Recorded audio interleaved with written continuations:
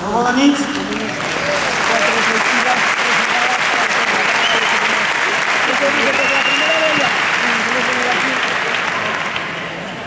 Això és una festa, això és un miracle, això és un somni complit. L'Institut d'Estudis del Camp de Túria treballa des de fa més de 20 anys per donar a conèixer i defendre el nostre patrimoni, el patrimoni de tots. Enguany hem concentrat les energies a recordar que fa 400 anys es va expulsar una part important dels habitants d'aquestes terres. Ja al febrer van convocar un concert quasi amb els mateixos participants d'avui. L'èxit d'aquella nit es va animar a ampliar l'experiència. El passat 25 de setembre vam inaugurar a Benaguasil una exposició coordinada pel mestre Ferran Zurriaga amb el significatiu lema que ningú siga obligat a abandonar la terra que estima. L'exposició s'està mostrant pels pobles de la comarca i tots esteu convidats a visitar-la. I ara estem davant d'una nit bonica per molts aspectes, sobretot per la preciosa confluència de voluntats, de ganes de treballar en comú, cadascú des de les seves posicions.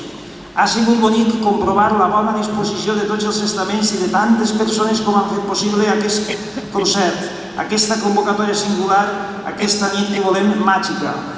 En nom de l'Institut d'Estudis del Camp de Túria hem de mostrar el nostre més sincer agraïment a l'Ajuntament de Llíria i al seu alcalde Manuel Izquierdo per no haver dubtat a posar a la nostra disposició el pavelló Pla de l'Arc, a Miguel Gil i Pep Botifarra i els seus músics per haver-se volcat en aquesta cita, a l'Orquestra Àrab de Barcelona que ens du les melodies de l'altra ribera de la Mediterrània, als arranjadors David Pastor i Tolo Rentero que han fet una feina contrarellotge per tindre a punt les partitures, Acció Cultural del País Valencià per tot el suport donat, a la Junta Directiva de la Unió Musical de Llíria, en especial als vicepresidents Miquel Aizpurua i Juan García, i també, per supost, al president José Vicente Alcaide. Gràcies i molts ànims.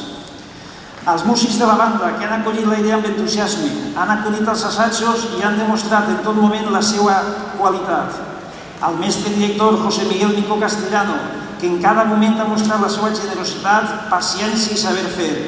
Un exemple de mestre de banda de música de tota la vida. A totes les autoritats polítiques, acadèmiques i culturals així representades. A tantes i tantes persones que, com Xime Jordán i tota la colla de Bodocaires, s'han il·lusionat des del principi a la idea d'aquest concert i han contribuït a la difusió i a l'èxit. També remarquem la presència, entre altres polítics, d'Enric Morera i de l'alcalde de Alcobendas, Manuel Sivera. Un èxit, el d'esta nit, que ens permet afirmar que els valencians necessitem un eslògan més llarg que el ja famós de Barack Obama, Yes, we can. Nosaltres hem de dir-nos sí, som, volem i podem. Té la paraula Josep Vicent Fresina, president de la Federació d'Instituts d'Estudis del País Valencià. Moltes gràcies.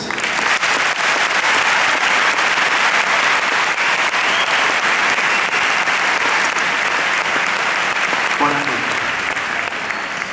Hem dit molt sovint que els instituts d'estudis comarcals naixen davant la necessitat de cobrir alguns forats que les institucions deixen buits. I ho fan estimulats també, moltes vegades, per la passivitat d'aquestes mateixes institucions davant la degradació del paisatge, davant la desaparició del patrimoni, davant el desarrelament cultural que ens ha tocat viure. L'acte d'avui és una prova fefaent de tot això. Ha tingut que ser un institut d'estudis comarcals qui prenga la iniciativa per commemorar un dels episodis més oscurs i vergonyants de la història dels valencians. I ho fa davant un persistent i desconcertant silenci de les institucions. I ho fa, a més, jugant-se la pell, sense pressupostos generosos ni una partida per a despeses de representació. Fa 400 anys, milers de valencians van haver d'abandonar forçosament sa casa i marxar a terra estranya per motius estrictament religiosos, en una curiosa aplicació de l'Evangeli cristià.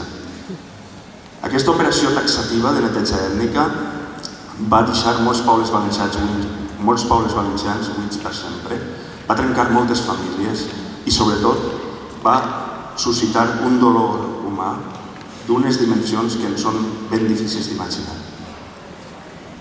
Òbviament, si avui ens reunim així, no és per celebrar aquesta expulsió, sinó per fer una invitació a la reflexió col·lectiva.